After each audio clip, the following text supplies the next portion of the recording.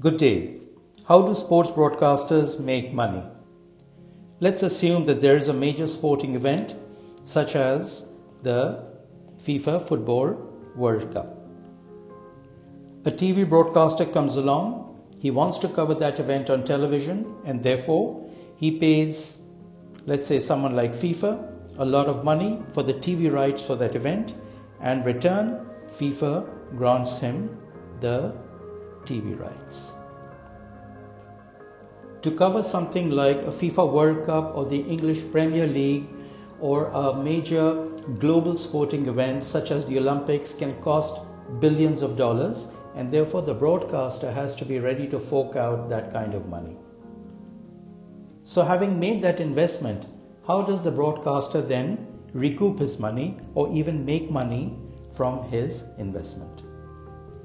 Well, for a start, he's going to make money from those consumers who are paying for those channels in order to watch them on their television sets.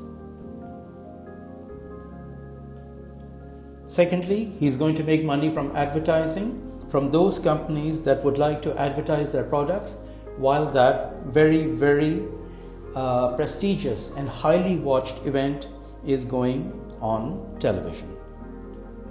Thirdly, he's going to make money by granting subrights to television channels who will show that particular event in their home territories, for example in Asia, Africa, Europe, Far East, etc.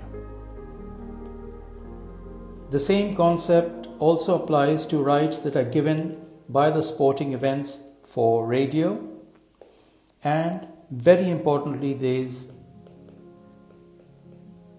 internet.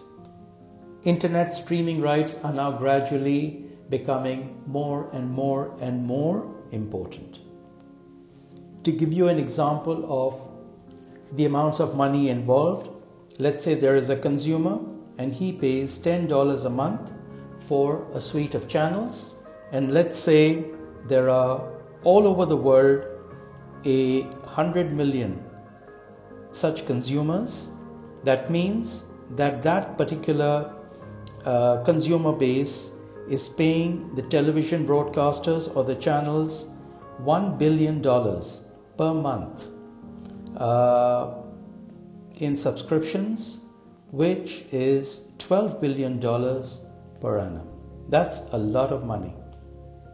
And when we talk about advertising during a major event such as a Football World Cup final, so for a FIFA World Cup final, the advertising rates could be as high as $400,000 to $500,000 per 30 seconds of advertising.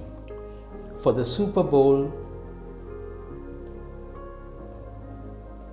that could go up to between $4 to $5 million for 30 seconds.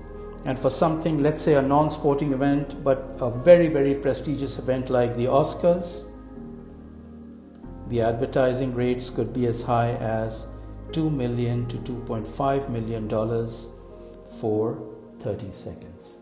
That's a lot of money.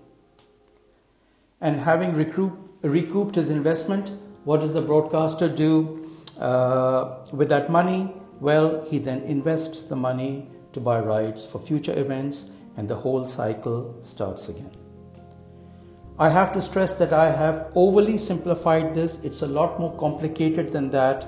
There are, for example, TV broadcaster affiliates involved between the paying public and the broadcaster himself. There are various TV channels involved in purchasing the sub rights. There could be marketing agencies in between the advertiser and the TV broadcaster. Anyway, I think, like I said, the idea was to get the basic concept across. I hope you've understood that. Thank you for watching. Bye-bye.